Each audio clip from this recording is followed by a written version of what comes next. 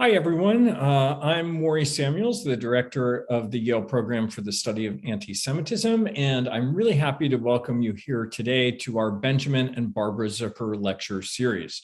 Today's speaker, Mark Oppenheimer, is the author of 5 books, including Knocking on Heaven's Door, American Religion in the Age of Counterculture, which was based on his 2003 dissertation in Yale's Religious Studies Department, winner of that year's Porter Prize. He was the religion columnist for the New York Times from 2010 to 2016 and has written for the New York Times Magazine, GQ, Mother Jones, The Nation, and The Atlantic, among other publications.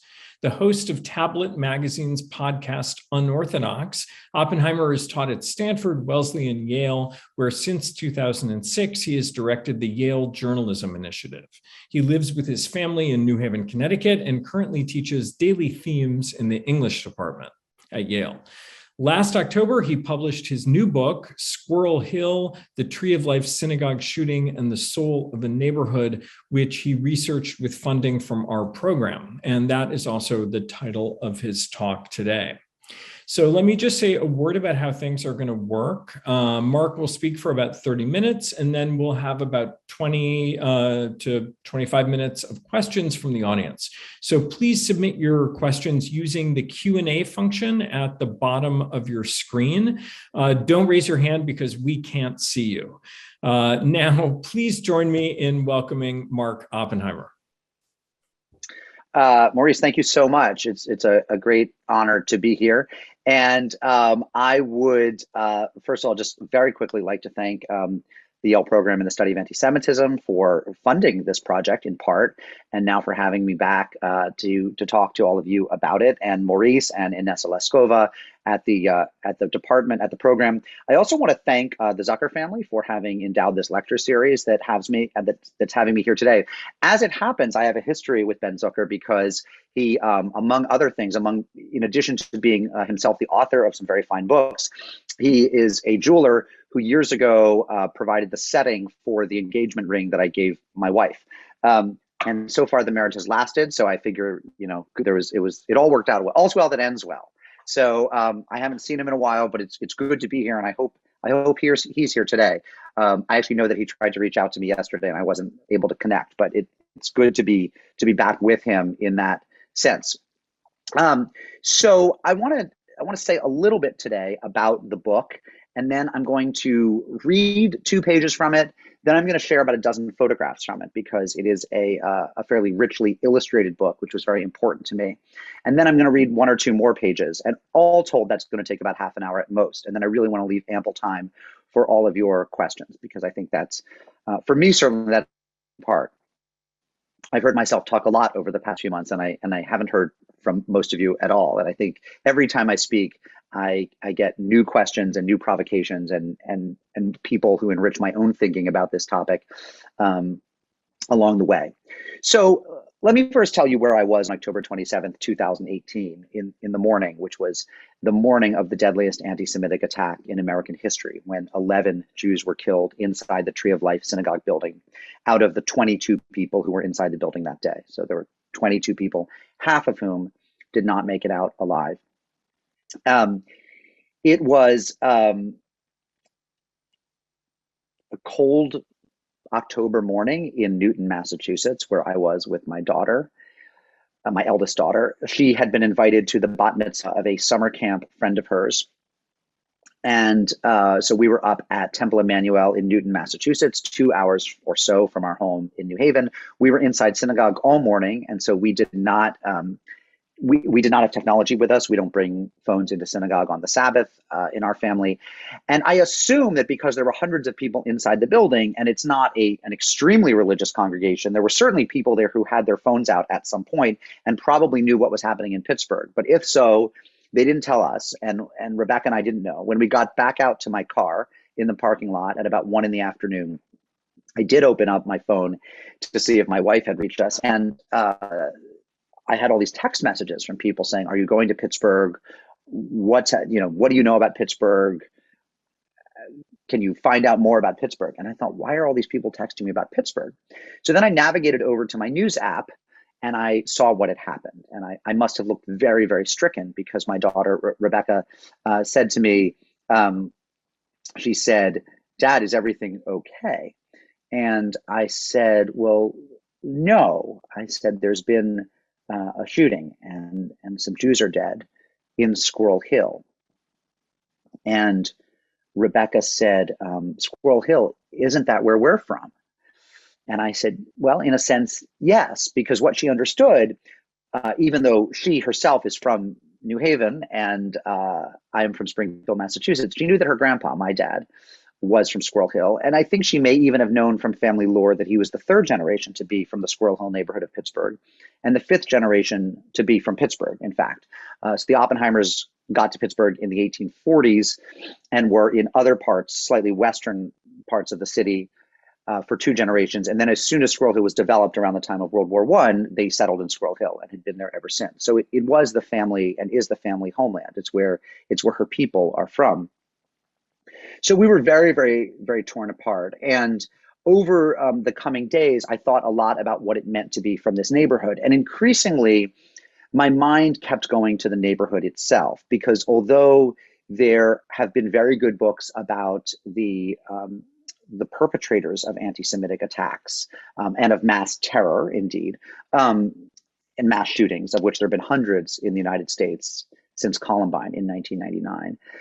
What I realized I didn't know enough about, and what I immediately got curious about as a journalist and a scholar, was not the mind of the killer, which I wasn't really interested in spending time researching for obvious reasons. And indeed, it wasn't even the 11 who had been killed, who I'm sure were beautiful souls, each of whom might deserve a book of their own. But what I kept coming back to, given my own pre-existing interest, was the question of the neighborhood, because I knew Squirrel Hill history, and I knew that it was arguably the oldest, most stable Jewish neighborhood in American history, which is something we can talk about later. It had been substantively Jewish, about a third, give or take, consistently for 100 years, from the time of World War I until the present, so a century exactly. And that's not something you could say of any other neighborhood in the United States. It had always been a neighborhood relatively free of anti-Semitism, even though Jews had been a minority. So it has always been Gentile majority, and yet it's been a place where Jews have felt safe.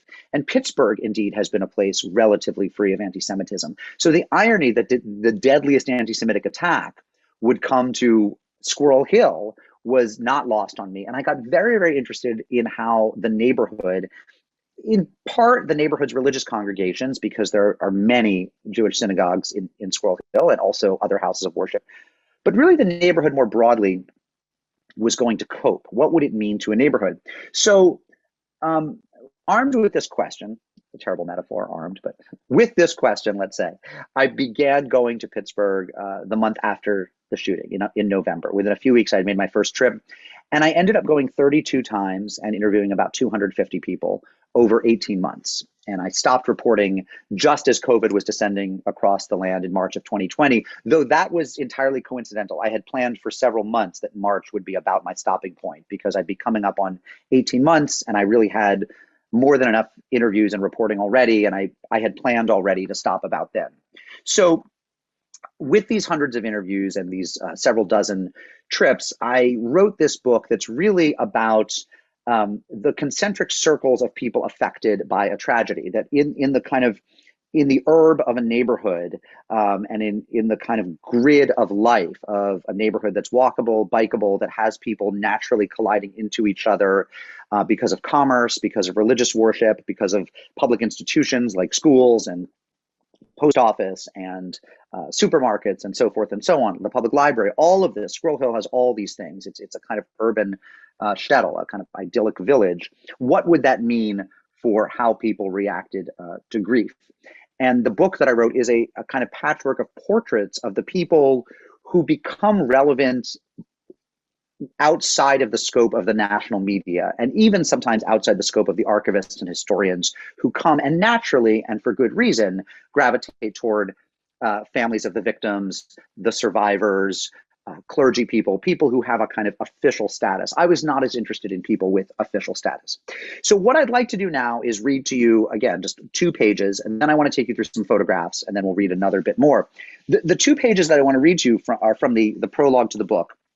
And it's where I learned the story of a woman named Tammy Happs, who becomes something of a through line through the book. She's a Harvard graduate, about 40 years old when this all happens, grew up outside Philadelphia in Cherry Hill, New Jersey, but had migrated to Pittsburgh in recent years because she was an amateur genealogist whose grandparents had been from Homestead, which is right across the river, a steel town outside of Pittsburgh. And she was doing a lot of genealogical research. So she'd become very embedded in Pittsburgh's Jewish community. She had moved to Squirrel Hill. She'd been there the better part of a decade. And in the 24 hours after the killing, really the 48 hours, 72 hours, she was everywhere. She was at the Jewish Community Center consoling someone who had lost her husband in the shooting. She was part of a group of members of Bend the Ark, the progressive Jewish organization that drafted a letter asking that Donald Trump not come to visit. She was saying psalms to Tehillim outside of Tree of Life Synagogue while the bodies were still inside, because a Jewish tradition is that when keeping guard over dead bodies, you recite psalms. She had done that. And finally, completely wiped out, she is trudging home on Sunday afternoon. And this is what happens to her. So have a listen for about 3 minutes. Just after 2:30, she turned onto Murray Avenue and a truck pulled up in front of her. On the side of it were painted 3 curious words: crosses for losses. As Tammy Happs remembered it, she looked into the truck and saw a pile of crosses in the back, Christian crosses. They were all white. And on a quick count, she decided there were 11 of them.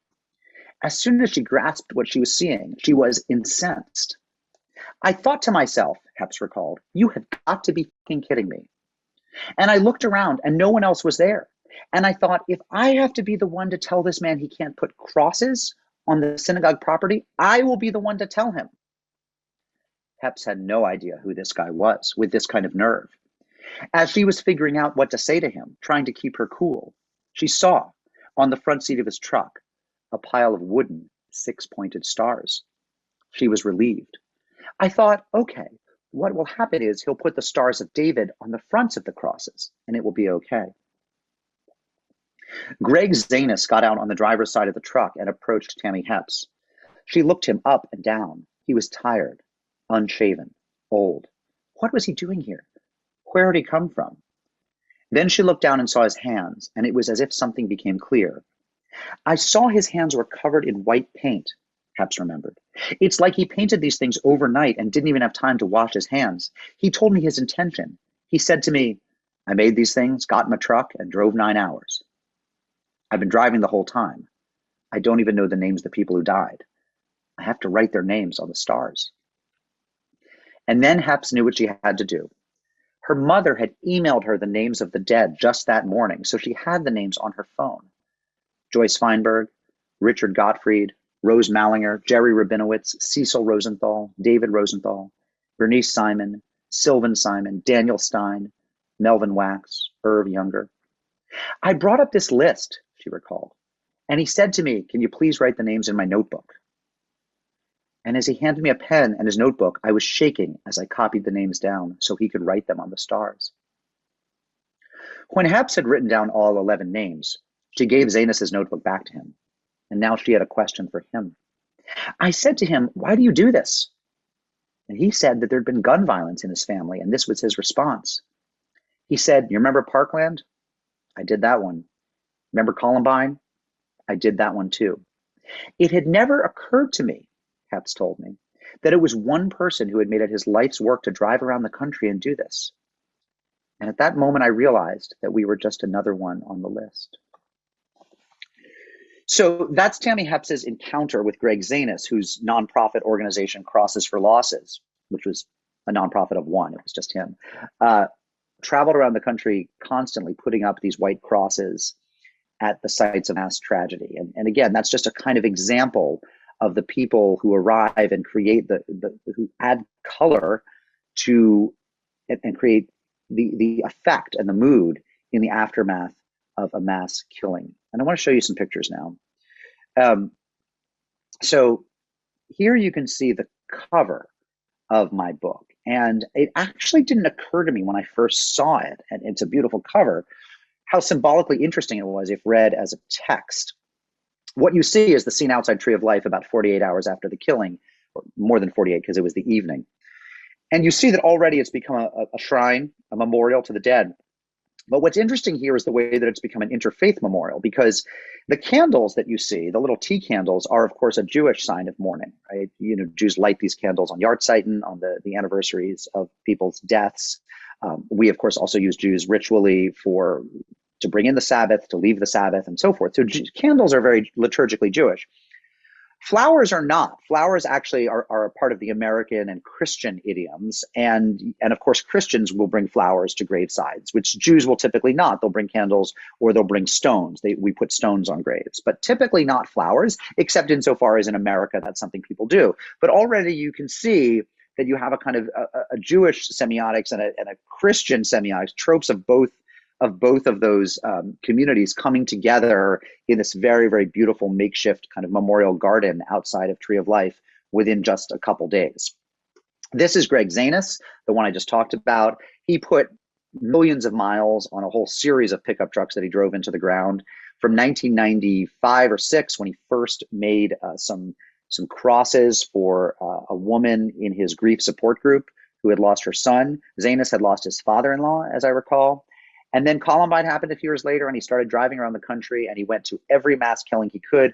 Also, he went to the sites of natural disasters. He went to the sites of, people who've been killed in tornadoes, hurricanes,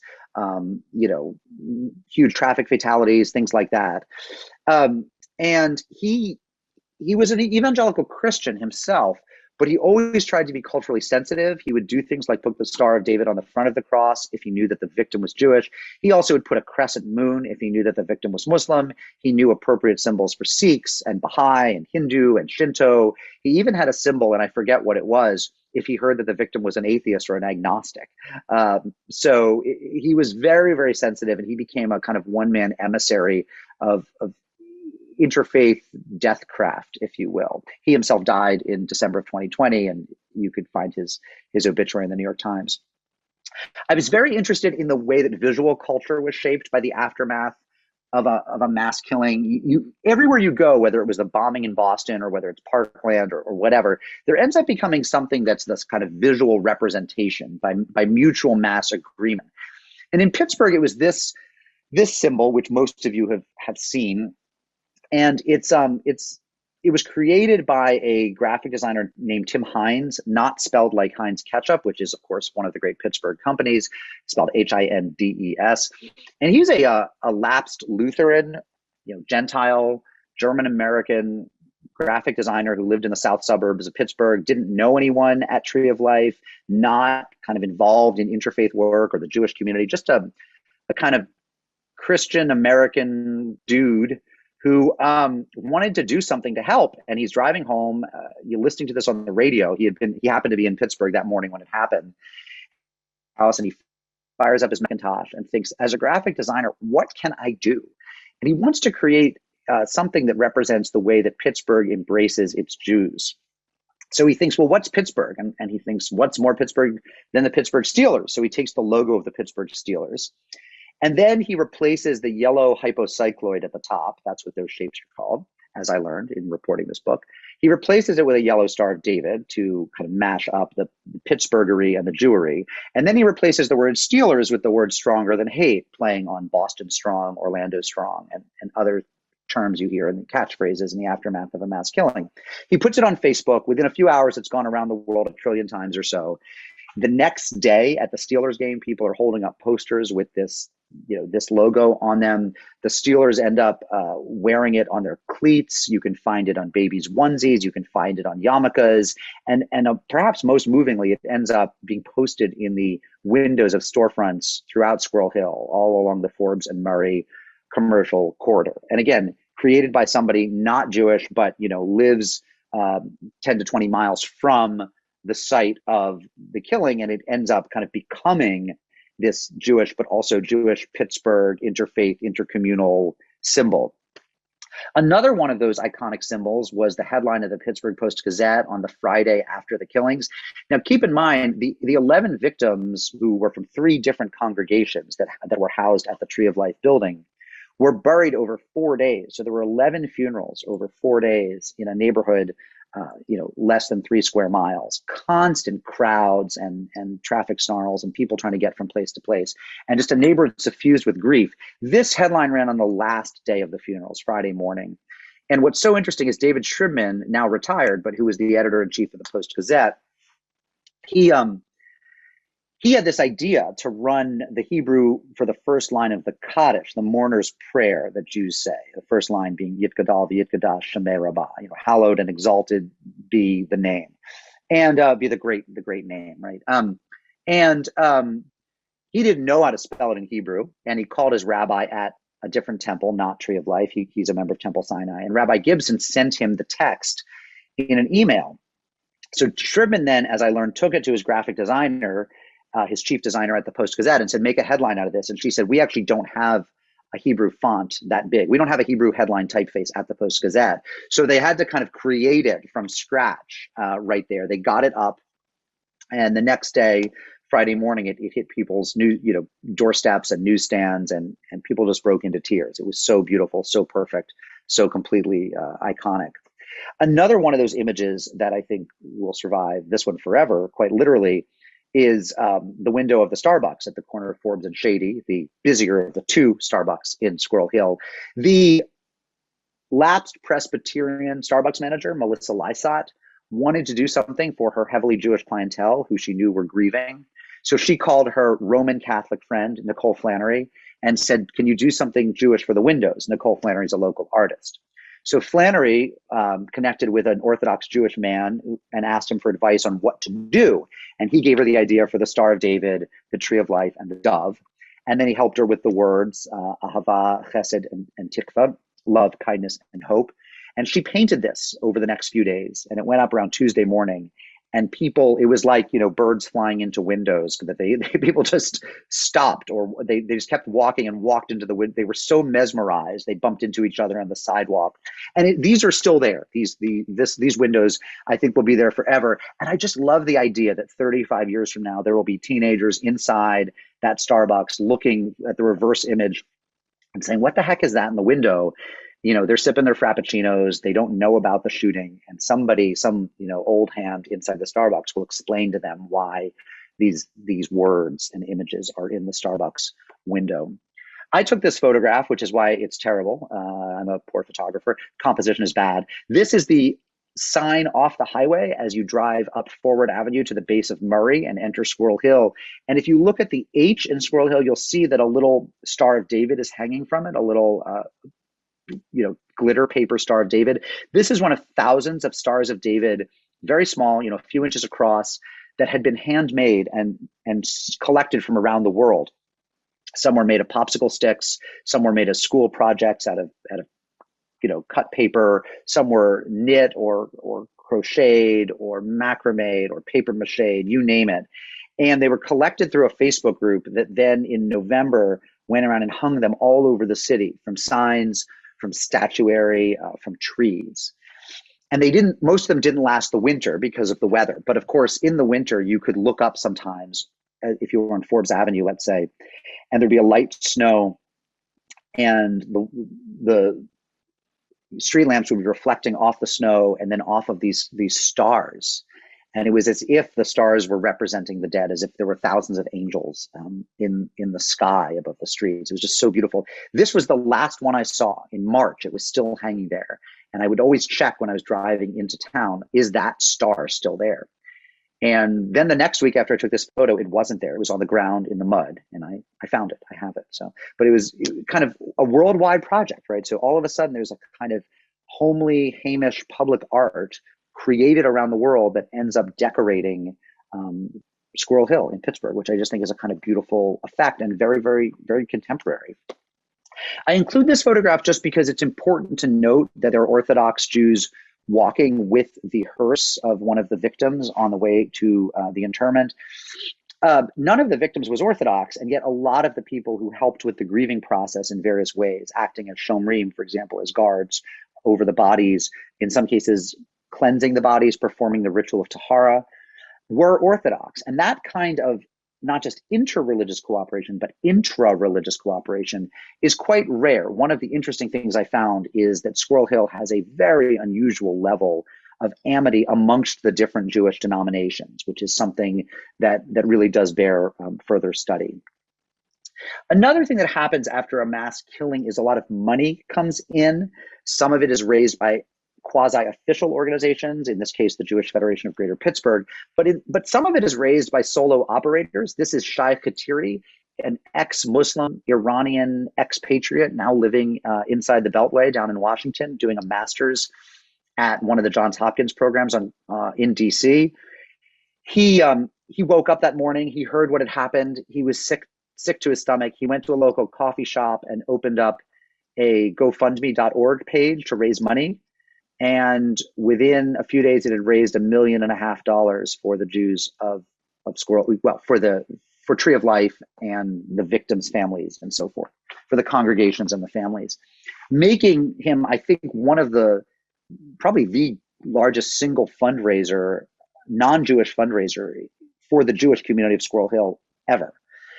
When I asked him to provide a photo of himself, he sent me this picture of himself standing in front of the White House holding Plato's Republic, which I think tells you about how he sees himself and his commitment to Western civilization and wanting to be part of the American project. A group of teenagers, seniors at Taylor Alderdice High School, the big public high school in Squirrel Hill, gathered at that Starbucks to organize a vigil that night. It happened, 6 or 7 hours after the crime scene was secured. And it was a Havdalah ritual, the ritual that brings out the Sabbath that ends Saturday. And here you can see Emily Pressman holding the Havdalah candle, an observant Jewish woman. She's in college now. They were high school seniors at the time. To the right of her is Isabel Smith, who was a classmate of hers at Alderdice. African-American, biracial, ancestrally Christian, though she told me she's not particularly religious. And it gives you a sense of, the interfaith nature, again, of the healing. What these girls did, along with some boys, was pull out several thousand people to the heart of the Squirrel Hill Commercial District within a few hours. They had planned the whole thing. They got stages, they got a guitarist, they got candles, they got, amplification system, everything. And here at 6 or 7 p.m. at dusk, you see the crowds at the corners of Forbes and Murray. And what's important, you could see their umbrellas out. That day there was rain off and on. What's really interesting is what you don't see. The photograph is taken from the steps of Sixth Presbyterian Church, which for 40 years was the church of Mr. Rogers, Fred Rogers. As all good Pittsburghers know, Mr. Rogers was a Pittsburgher.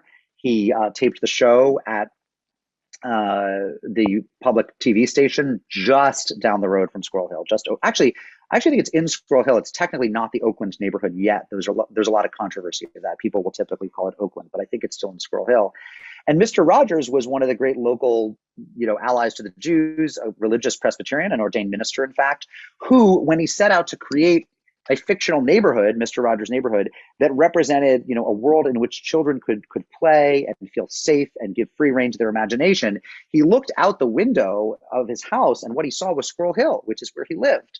And so literally this is Mr. Rogers' neighborhood. And this photograph is taken from the steps of his church. The president came. Politicians do tend to come to mass killings if they are deadly enough, which is a rather macabre discussion. At what point do you qualify for a presidential visit? Not at 4 or 5 dead, but certainly at 11 dead. Some people, as I discussed, didn't want President Trump to come, but ultimately Rabbi Myers of Tree of Life felt that it was his job to offer hospitality to anyone who came, and he welcomed the president and first lady and talked with them for about 20 minutes inside the building. Here they are outside the building, and you can see at waist level the Greg Zanis's Crosses for Losses with the Stars of David and people's names on the front. You can see Sylvan Simon, Bernice Simon, Daniel Stein, and Melvin Wax, all inscribed on those stars.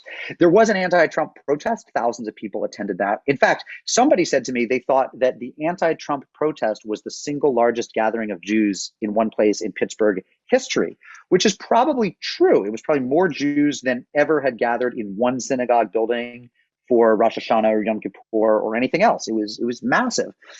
To express their anger at Trump, they performed a kind of makeshift Korea ritual.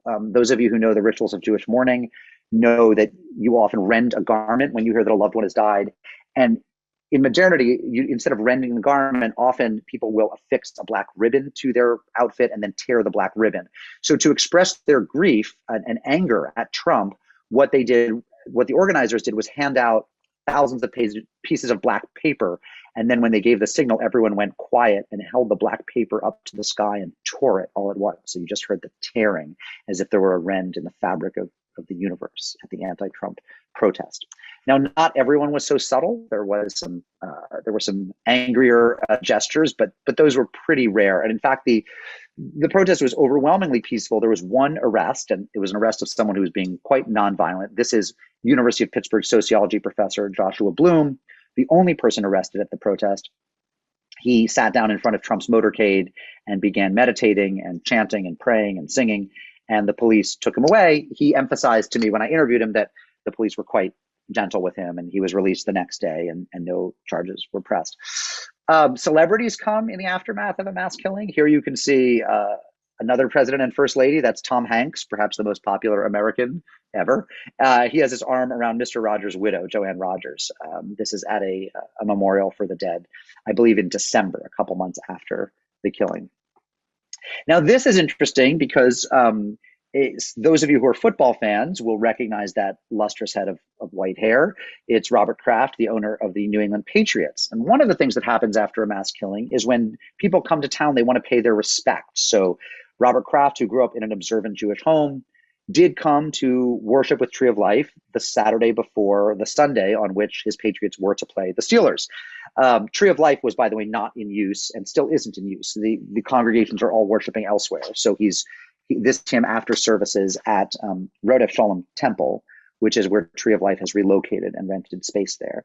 But what's interesting, of course, is you'll notice that the owner of the New England Patriots is wearing the Pittsburgh Steelers Stronger Than Hate yarmulke. And it struck me, this is the first time probably in world history that the owner of one AFC NFL team has worn the garb of a rival team.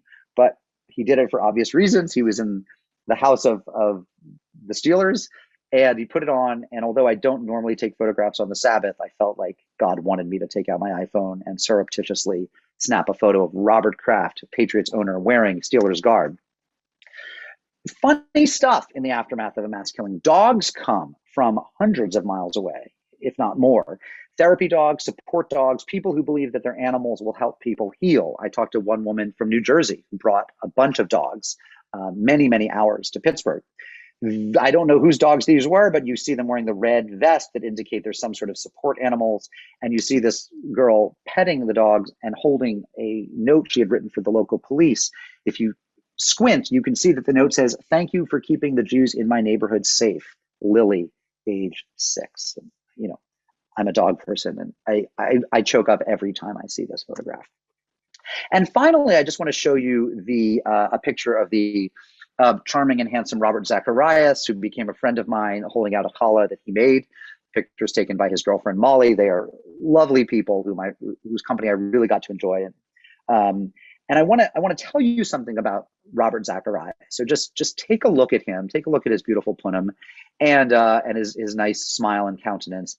And then I want to read you a bit from the epilogue of my book. I want to conclude by reading to you this bit about Robert Zacharias, who changed something about himself as a result of the killing. And in the next 3 minutes, you're going to learn what.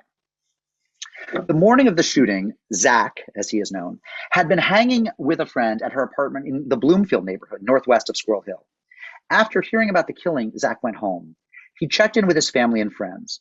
And a couple hours later, in mid-afternoon, he went to the Giant Eagle supermarket to buy soup and yahrzeit candles, small candles one lights to honor the dead.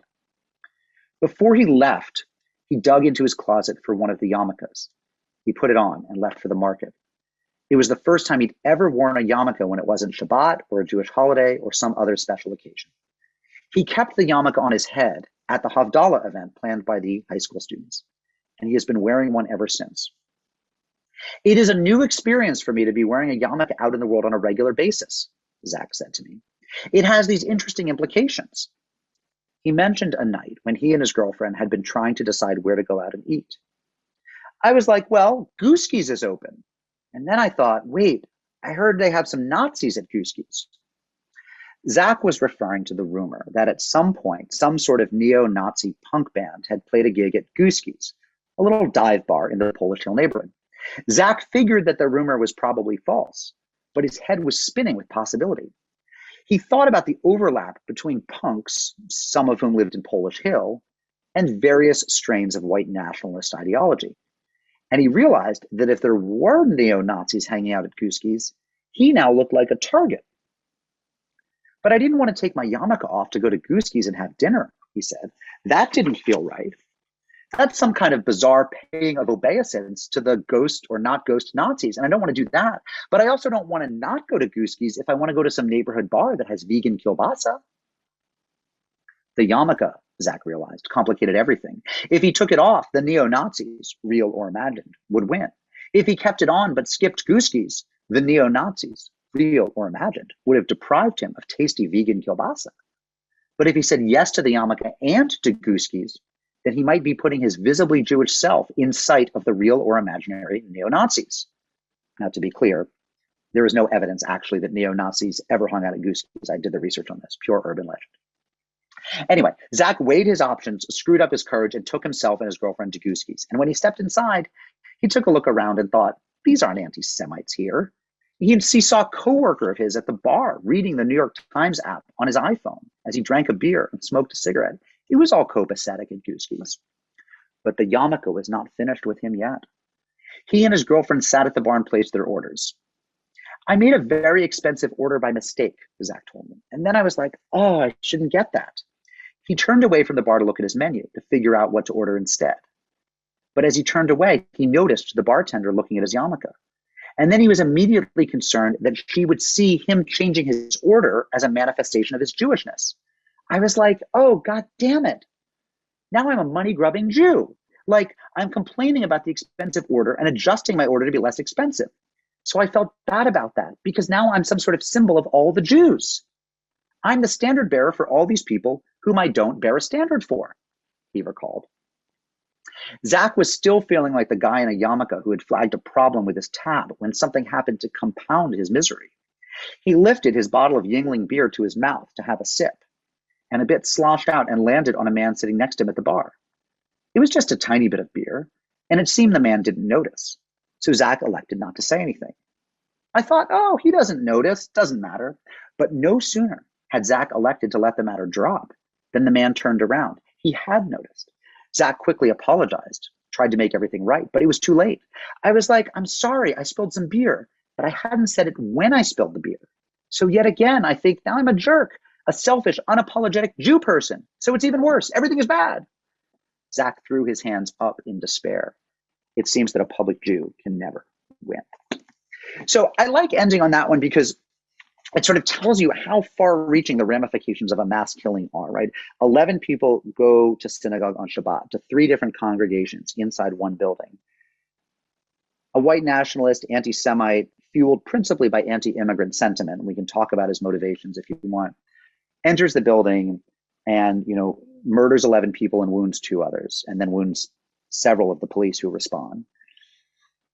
And then as you look at what happens over the next day and the next week of sitting Shiva and the month of Shloshim and the whole year of mourning, you discover that dogs come and a medical clown from Israel comes to clown for people. And a guy living a neighborhood or 2 over starts wearing a yarmulke, and a woman named Lynn Hyde living in the downtown district hears the sirens go by on the way to Tree of Life. And when she finds out what happens, she makes the decision finally to convert to Judaism, something she'd been thinking about for years.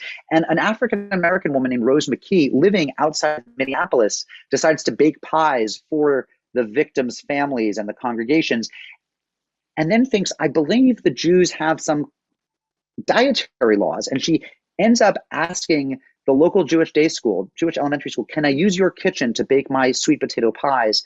Because I want them to be kosher, and I understand I need to use a special kitchen. and then ends up baking the pies there, the first kosher pies she's ever made, and then flying them to Pittsburgh to give them to people. You end up seeing these sort of endless concentric circles of helping and healing and loving.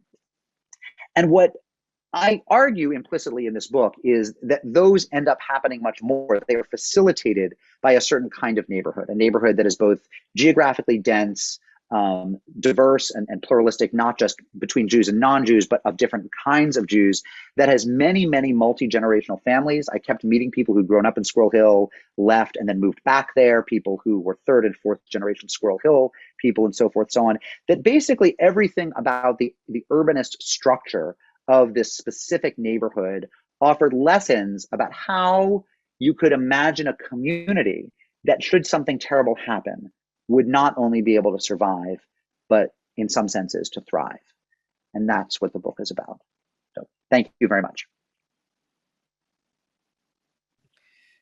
Wow, Mark, thank you so much. That was just really great. And you have such an amazing talent to capture people's words, and even your performance of them was just really spectacular. So thank you.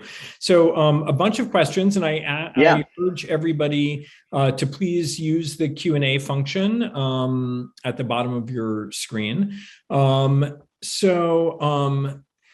A few questions that are coming in, just to say more about, and I'll maybe ask you a couple questions together and let you riff. Sure.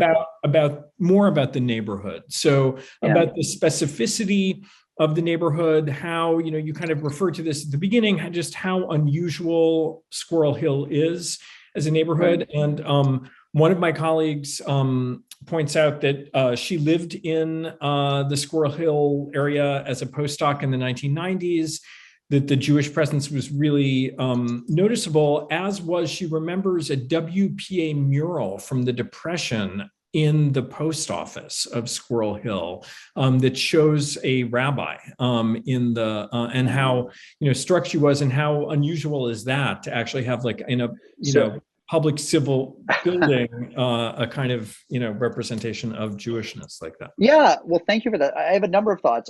First of all, I actually either never went in and saw, or never noticed or took note of that mural. There are a lot of WPA murals in post offices. I'm sure this has been written about.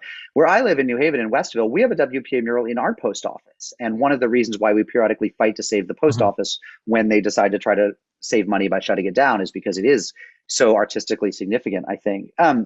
Here, I can share actually my screen. She actually helpfully sent it. So let me see if it will work for 1 second. It would not be surprising that in the 30s already that there would have been, people taking note of the Jewish presence in Squirrel Hill, because, as I said from the beginning, it was a very religiously integrated community with a strong Jewish minority. The Jews at that point were typically either in Allegheny City or they were in East Liberty. They were in other neighborhoods, and Pittsburgh was spreading east, and Squirrel Hill was one of the easternmost outposts. And it was hilly and it was nice. It initially had been very tough to settle because it's a hill, and the trains that would carry coal and other kind of commodities that a neighborhood needs, initially the streetcars couldn't make it up all the hills of Squirrel Hill. And so you needed some technological advances before it could be well settled. And then in the late, I think in the 1890s or around 1900, they started to develop it.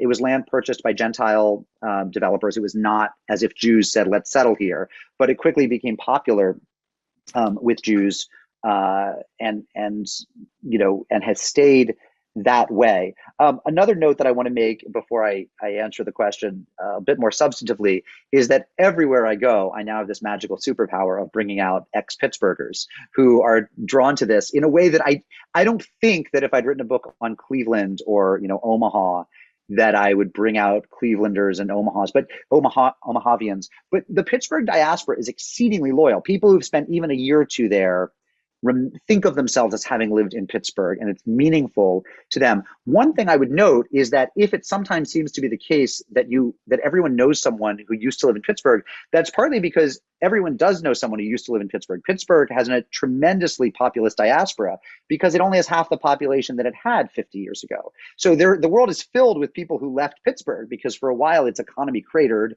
and everyone left, and now it is thriving again, but it's a different size city. So it's not accidental that everywhere I go, there are people who used to live in Pittsburgh in a way that there aren't everywhere I go people who used to live in, my hometown of Springfield, Massachusetts. It has, from the very beginning, there was an Orthodox presence, which I think is significant in that the infrastructure that communities have, that a neighborhood has, often comes from the Orthodox in terms of building a mikveh, ritual bath, in terms of some shops that might be a kosher butcher, that might be a Jewish baker, in terms of the fact that you will build up a neighborhood differently if it has to be hospitable to Sabbath observant Jews. You can't be too far flung if you're expecting people to walk a mile or two or less on Saturday to get to their synagogue. So neighborhoods that cater to and welcome observant Jews, Sabbath observant Jews, are inherently built for density, which is why neighborhoods like West Rogers Park and in Chicago and Squirrel Hill and Westville in New Haven are often such lovely, properly sized, human scale neighborhoods. I mean, that's not accidental. They also have to have really interesting zoning because you have to be zoned for residential properties, but you also have to allow houses of worship. And you probably have to allow some commercial properties as well, because people are going to want to be able to walk, especially if they're having large families, they're going to be able to want to walk to their butcher, their baker, their candlestick maker. So they tend to be neighborhoods that resist the suburbanization and the kind of strip mallification of America better than most neighborhoods. You simply can't do Jewish life on those models. You have to do it on a more old-fashioned urbanist model. And then, Squirrel Hill also has another advantage, and I don't fully understand why. People have lots of different theories about why it ended up working so well, but it also has many different sizes of housing. I make the point in my book that you can get into the Taylor Alderdice School District, for under $200,000 or over $1 million. I mean, it has apartments, it has townhouses, it has 3 family houses, it has mansions.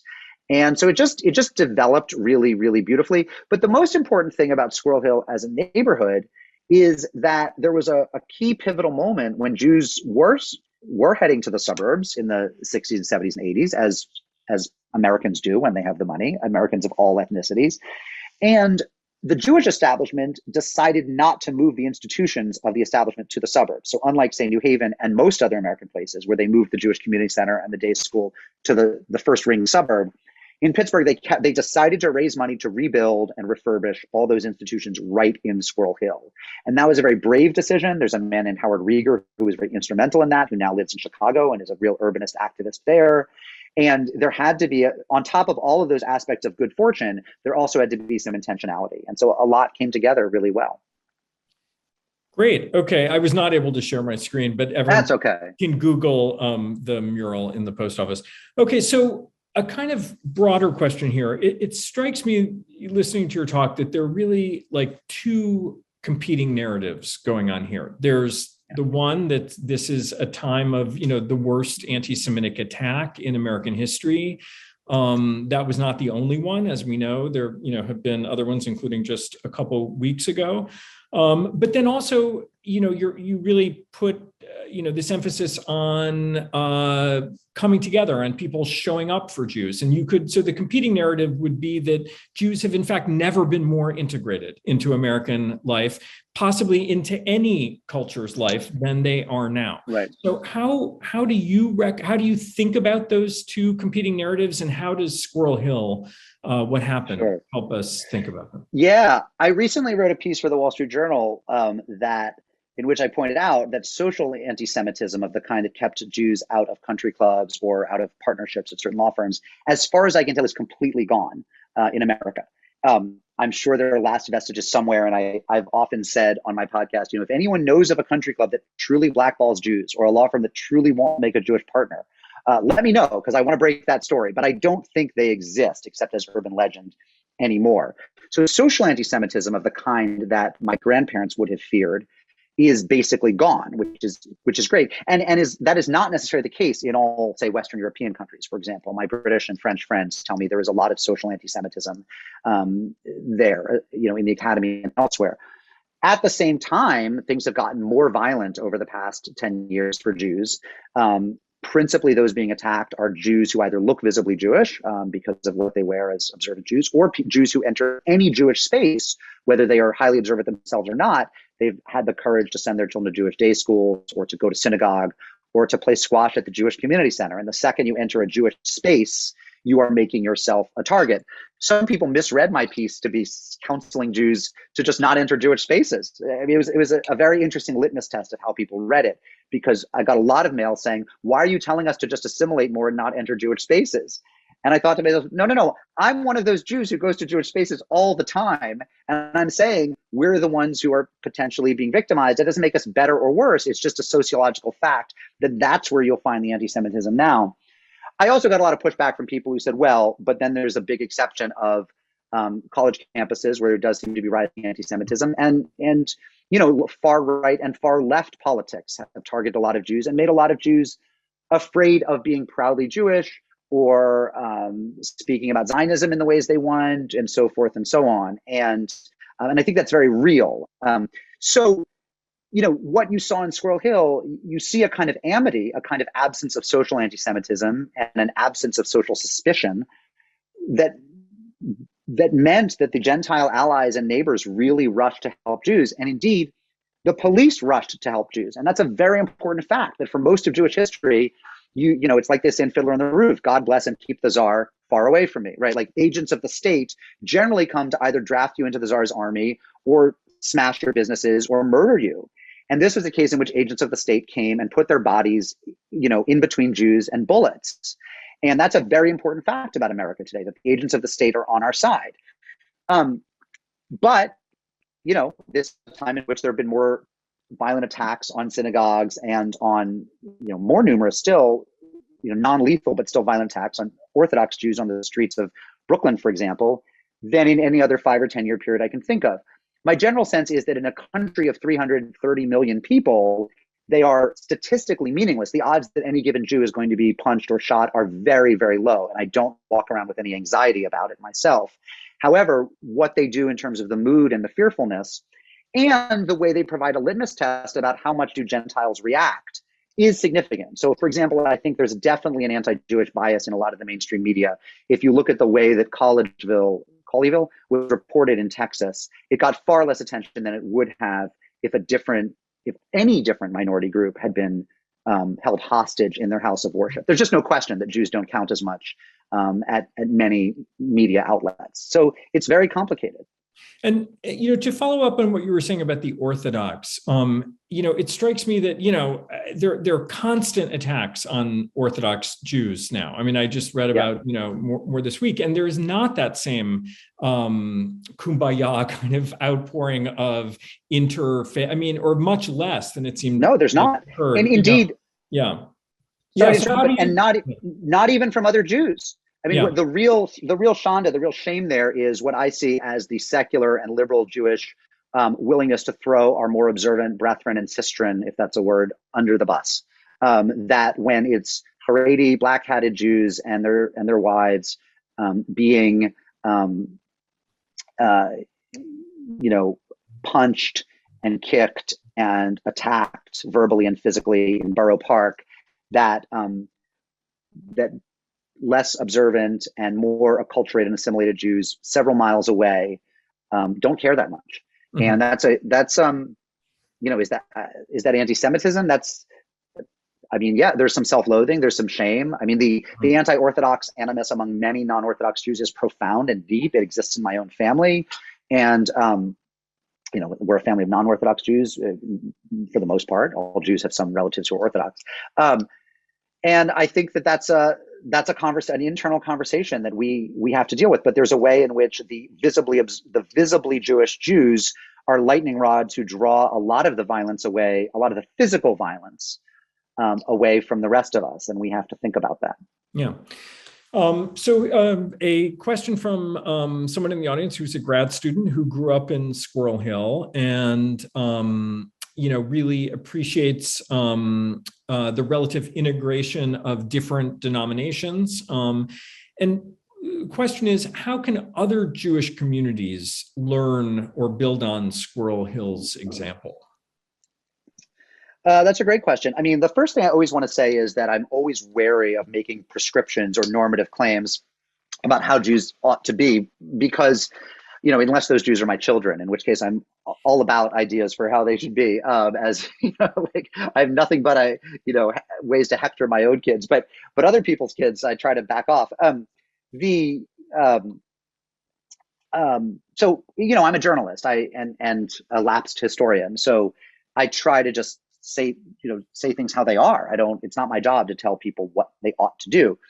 I will say that, inevitably my feelings as a Jew and as a citizen definitely are inescapable, especially in a project like this.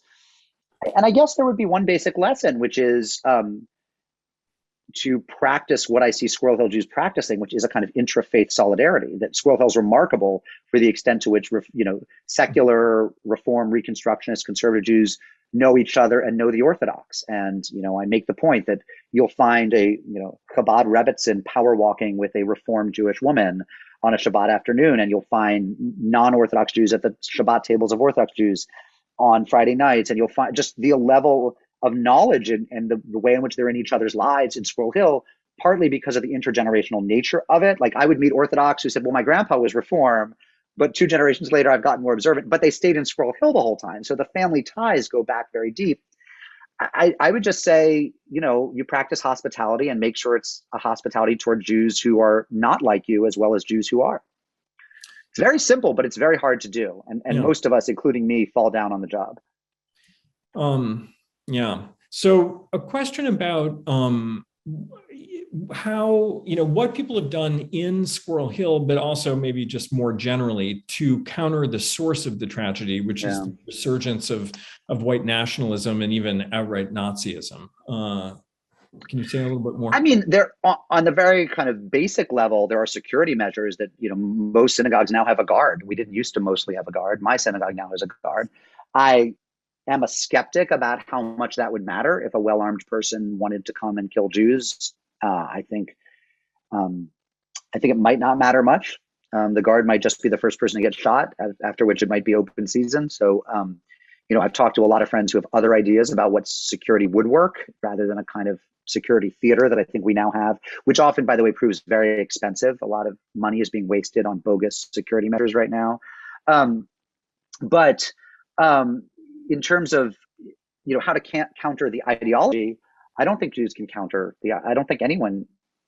I mean, Jews can't fix anti-Semites. Anti-Semites are soul-sick people, and they're not reacting to Jews, and they're not reacting to Israel. They're not reacting to immigration. They are, it's not because to even go down that line of thinking, I think suggests that there's a kind of rationale to anti-Semitism. There is, of course, an internal logic to it. In their own brains, it makes some sense.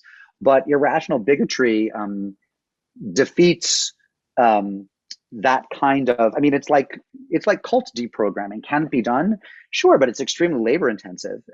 And people should go read the terrific book, Eli Zaslow's book, Rising Out of Hatred, about the former Klansman, Derek Black, who went to New College, Florida, where he ended up leaving. He'd been raised in a kind of Klan family, very prominent Klan family.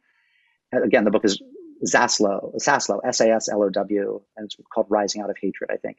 He's a Washington Post reporter. Best book I've read. And you can give it to an 11-year-old. Like, it reads very easily, and my daughter's read it. Totally gripping. And this guy went off to college. For some reason, he went to a fairly progressive liberal arts college, and some Jews started inviting him to Shabbat dinner. And that's actually what cured him of his anti-Semitism, was just knowing Jews. Mm-hmm. So I think we have to practice more hospitality to all humans, but we should do that anyway because it's a mitzvah that we're called on to do. I don't think we can worry much about how to cure anti-Semites. Okay, great. Well, that brings us exactly to the end of our program. So I just want to thank you so much on behalf of everyone who you can't see, who I'm sure they're all silently clapping at home. Thank you. I urge everyone to buy the book, and really thank you again, Mark. It was really a fascinating discussion. So, well, you and the community around you have been a huge source of support, and I'm excited to meet everyone in person when that's possible. So thanks again. Exactly. Okay. And thank you to everyone who showed up. Bye-bye.